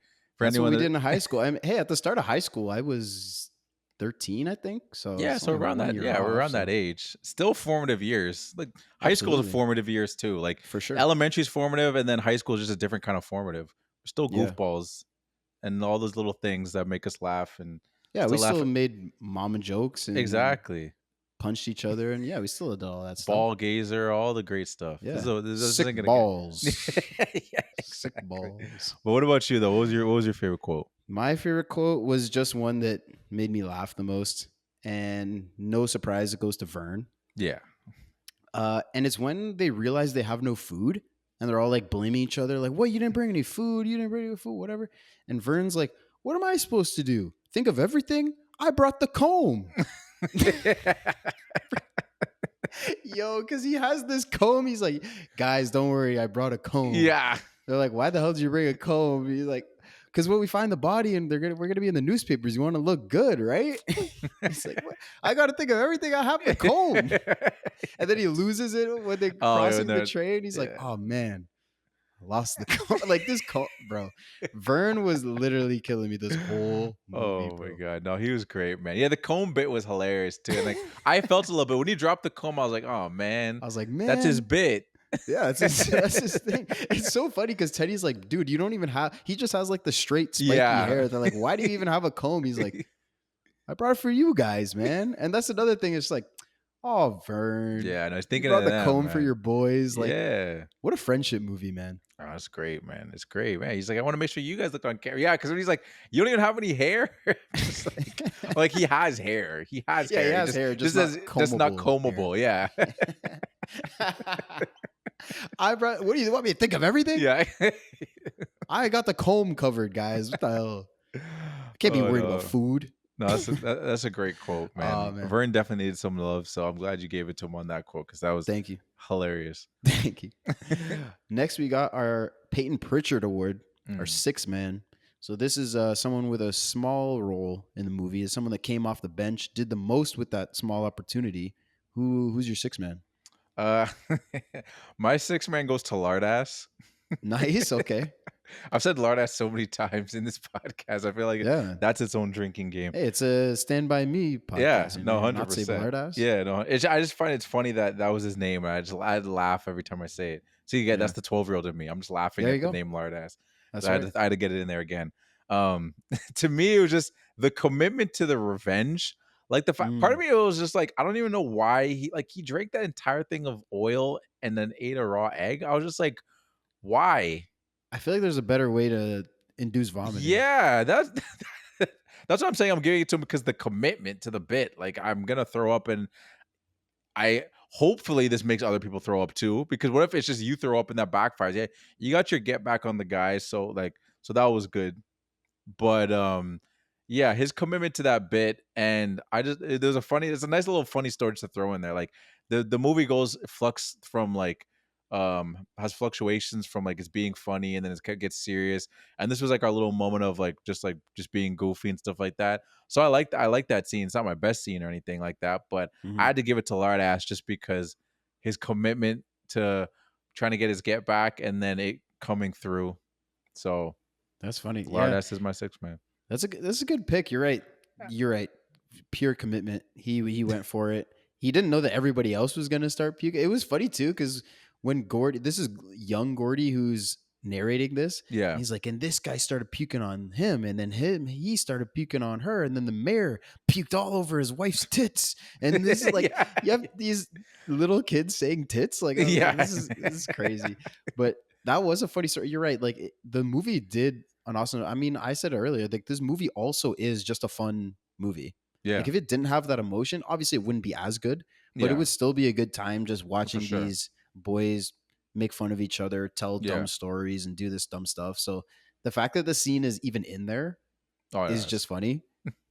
It No, it's really great. doesn't have Yeah. to be, It but it's really great. doesn't. No, it's great. But what about you though? My Who's your six man?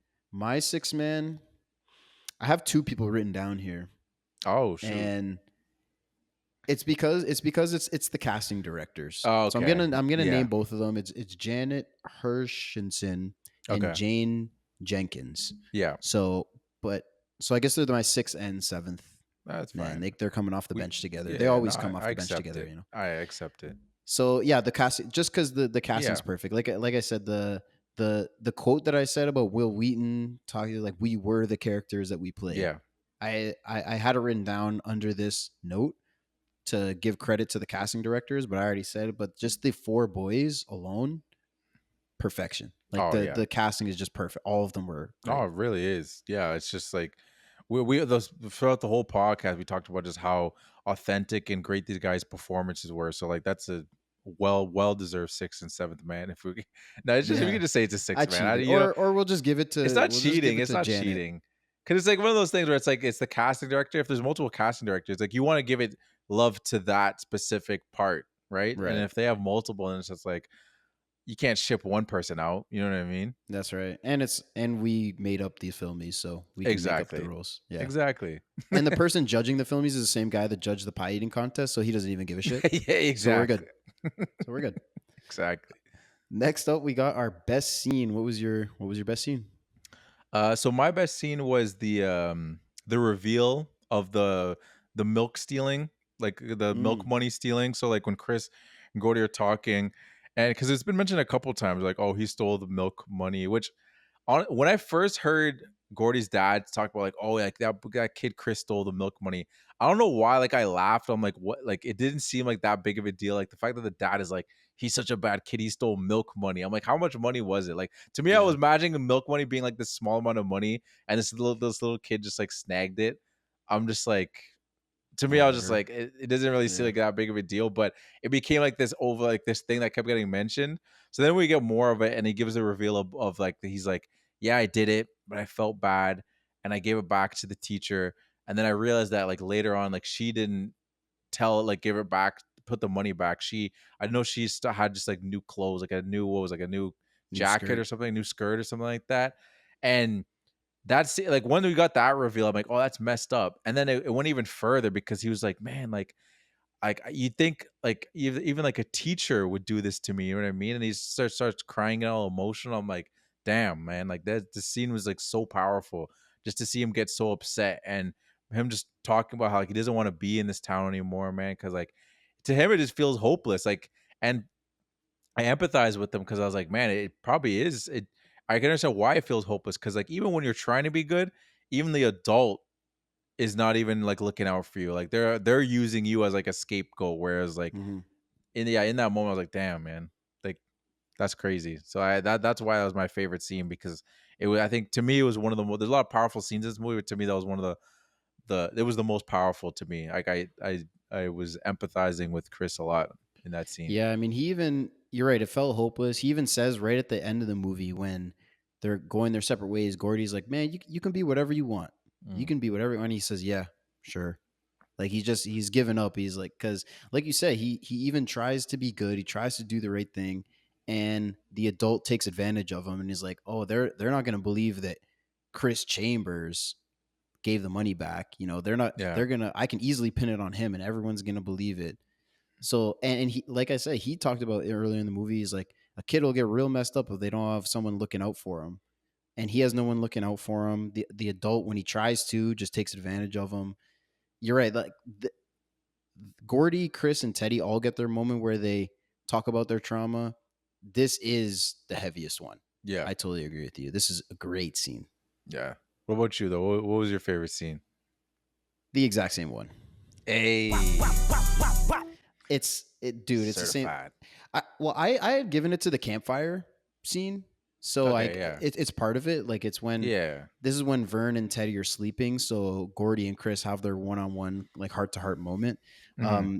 But if you zoom out a little bit and just go over the campfire scene, like it starts with the boys being boys dynamic that we Yeah. talked about how much we loved. Like we have Vern dropping the meat into the fire, and that if you can only eat one food, man, Pez, Yeah. cherry Pez, Yeah. the same thing. They're asking about Goofy, like this, just the dumb shit that guys do. It Yeah. starts with that, and then Chris's story about the milk money. It's incredible. I Yeah. mean, you said everything there is to say about it. He even, I have the quote written down. He says, "I just wish I could go someplace where nobody knows me." Mm. And he's just crying while he's saying it. Like the performance is Oh amazing, yeah. the story is amazing. It's great. It's Yeah. fantastic. Yeah. No. Yeah. Once he started breaking into tears and said that exact line that you just mentioned, I was like, yeah, this is my best scene. And I'm like, unless something else comes, but like right now I'm writing this down. I'm like, Yep, this is the scene. It was great. 100%. Yeah, I mean, like if you watch that and don't feel anything, like I just don't think you have a heart. I just don't think you're Yeah. human. Yeah. No. Honestly, It's 100% crazy. Great scene. crushed it. Last but not least, certainly not least, we have our MVP award. Who's your MVP? I struggled with this Same. because yeah, there's a lot of ways you could go with it. I could go actor, I could go director, I could go writer, and that's the kind those are kind of the things I was balancing. So in the end, I just went with Stephen King. I just give some love to Good Stephen pick. King because like the story was like I this is what I was kind of talking about earlier, where I saw a little quote where he's talking about like the story was inspired by a real lost childhood a friend that he had that was killed by a train, so like Mm, that happened to one of his friends, and like that kind of made him start writing. So like you said, how Rob said like how Gordy's kind of him, and he was kind of, and I think I don't know if it was like in an interview or if it was just like a quote someone got from him from something I don't know, but he's like, well, Chris was inspired by his best friend, who had actually no, yeah, no, Chris was inspired by his best friend, and Teddy was inspired by a friend, like I said earlier, with the dad who was a post World War II vet who had PTSD. And like I said earlier, Vern wasn't really a person, but he was just more of a symbol of innocence and just his ability. Again, he's an amazing writer, but just his ability to take like a portion of his life and then turn it into like to this. Obviously, there's so many elements that make it into the film. So I haven't read the book, so like the I'm sure the book is great, but I had to give yeah. Stephen King because the basis of this story it comes from his mind and from his real life experience, and it's such a great story and a clear and a timeless story at that too. We're talking about a movie that came out in 1986 sorry. We're almost 40 years 40 years anniversary. later.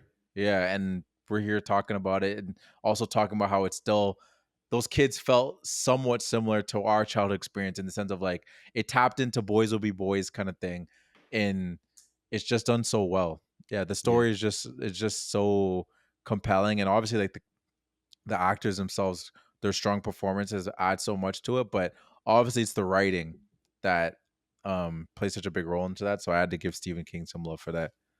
I'm glad you did, because I struggled with this too, and I thought about giving it to Stephen King. I didn't end up going that route, but Mm. 100%. The story is based off of him. Yeah. The characters are all from the book. I think that's one of the biggest strengths of the movie is just the characters. Yeah. The fact, like, they don't even have any, like, they're all very similar. Yeah. So like, it's crazy that you have these characters that are so great, but they're so similar, and it's the, I guess it's more the moments that are created that connect us to them Yeah. that is so fantastic. But that's also comes from his writing. So like the fact that you gave it to him, like, it's a great pick. Yeah. Thank you. What about you though? Who did you give your MVP Yeah, to? I honestly almost gave it to Vern, the character, just because Yeah. I love him so much, but I almost gave it to Stephen King. I ended up going with Rob Reiner. Mm. Again, I'm his number Yeah. one advocate, bro. Give me all the Rob Yeah. Reiner love, man. I figured you were going there after we had that little discussion on him. I'm like, that's probably his MVP. I I almost didn't, man, but Mm. I but yeah, I gave it to him. Like I said, Well Stephen King deserved. said that this was his favorite adapted work of his, along Mm. with Shawshank. So that's high praise, Yeah. because No, there's it a whole really is. bunch of stuff that's been adapted from his work. He did. I read a lot about that, what he was doing to get the most out of the actors as well. Mm. Like when you're working with kids, that's always presents challenges, right? Yeah. And For sure. we've praised their performances, as we should, and they Yeah. deserve credit for that. But I also read a lot about him, for example, with the train scene on the bridge, like when Gordy and Vern are running from it. Apparently they were, because the face on shot where the train's behind them, they did like some kind of uh I don't even know what you call it, but like some kind of optic thing to make it Okay. look like it's way closer than it actually is. It actually Yeah. wasn't anywhere near them. Mm. And apparently when they were running, like, they weren't looking scared at all. Like they were just, I don't know if I don't want to say they weren't taking it seriously. They just Yeah. weren't really going that deep into it. So he was like on them. He's like, all right, you don't got to be scared of the train killing you, because I will kill you after this. After this, Yeah. and obviously Yeah. he Just messing wasn't with them. real with it, but Yeah. like just all the stuff that he was doing. Like I said, he was the one that sent them away for those 2 weeks at doing the improv games to like form a bond. So like just all these little things that he did that like really adds to the movie and as a Mm. whole. It was his idea, like I said, to focus on Gordy, which I thought Mm. was a good choice, which turned into him being the narrator. I think it just worked well with the Yeah. story, which is a tweak from the book, but I think it just worked. So Yeah. It does. I gave him the credit, and he's my MVP. No, that's great. That's a great MVP. I completely that was one of the people that I was going back and forth. Like I had Stephen King and I had Rob Reiner written, and I was just like, all right, I'm gonna have to scratch out one of these names. I ended up just Yeah. scratching out Rob because I was like, okay, I'm just gonna go the Stephen King route. So like, I 100% agree. Really well deserved. Uh, just again, just like working with the kids too, and like, because again, like a director directs, and then when you're working with kids that's that other challenging element of like how do I get the most out of these kids, and I just think he did an amazing job. Yeah. He's really great. He's well deserved. 100%. This will Yeah. not be the So last of his movies we do on the no, podcast for sure. I will die before we don't do any more Rob Reiner movies on the podcast. No, he's good, man. He's good. I just realized I don't even think I even said my last fact because as you mentioned the what he did with the habit saying like if you guys don't get scared of that train, you Mhm. should be scared of me because I'm gonna kill you. That Kiefer Sutherland thing. I started talking about the 24th thing. The fact that I wanted to say was the fact that he stayed in character off camera. Like he was a Kiefer jerk. Sutherland? Yeah, he was a jerk to the kids off camera. So they and the kids were saying like that later on. They're like, yeah, we're actually kind of scared of him Damn. as He kids. pulled a knife on him too? I don't know if he did all that, but he was not nice to them on set. He Oh, was just a okay. prick the whole time. Yeah, you just made me remember that when you're talking about how he was how he said that to the kids to get them to be scared. Because I was like, oh yeah, Yeah. that's what Keithers did. He had those kids scared constantly because he was actually just a jerk to them. But all aside, that's a great MVP. Great MVP. Thank you. Appreciate it. Yours as well, obviously. Thank Steven. you. Both Appreciate of them that. had to be in tandem. Do you have any final notes? Anything else you Nah, want to man. say? Great movie. Like I No? said, like Great. I feel like a timeless movie is very rare. Like everyone says timeless when they think of old movies that they love, but Mhm. like I said, neither of us had seen this movie. Yeah. We both watched this like now, Yeah. and it was fantastic. Great movie. Like Yeah. truly timeless. 100%. I'd recommend this to everybody. Like I truly don't think there's like a like people are like, oh, I don't know if that's your kind of movie. Like I don't know how you couldn't enjoy this movie. You know what I mean? Like it's not like a specific like how like there's like some people like don't like action movies. Like am I really an action movie Mhm. guy? Am I really a horror movie guy? I'm like this is like just a nice genuine story. But maybe like what were you gonna say? I was You just gonna gonna say you made the point of like girls might not like it as much. yeah maybe I'm that's the sure they case. still would. And hey, if you're listening and you're a girl and you love the movie, hate it, like let us know. Like Yeah, a hundred if the percent. boy dynamic worked for you, or if like it was more annoying just because you don't relate to that stuff. Because all that stuff Yeah, is like we relate to, so we can understand it yeah, more, and it just like has that appeal to us. But I mean, like I said, like whether if you're a boy, girl, adult, child, like if you watch that scene about Chris telling that milk money story, that's great for anybody. yeah. No, That a stuff hundred is percent great for agree. anybody. 100% agree.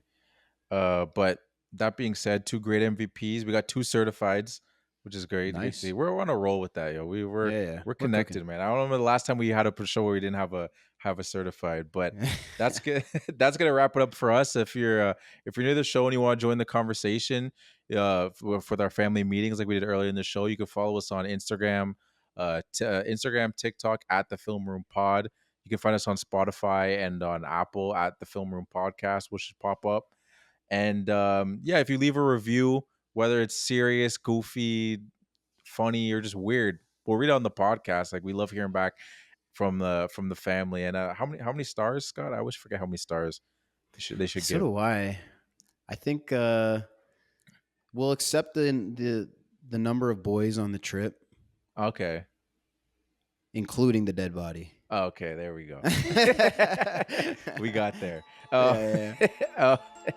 uh, and then that's really it. And I want you guys to remember, Lardas did not have to pay to be in the contest, and that's why the story was great. Peace out. Peace out.